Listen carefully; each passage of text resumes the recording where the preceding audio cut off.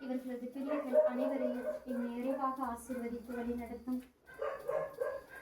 பிறகு விரிக்கின்றவும் பிறக்கும் இப்போது வருடமும் இக்குடும்பத்திற்கு அன்பு, அமைதி, மகிழ்ச்சி, சமாதானத்தை கொண்டு வருவதாக.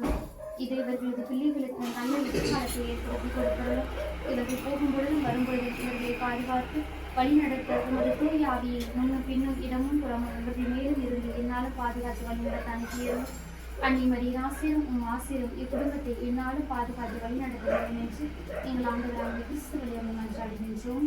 ஆமென்.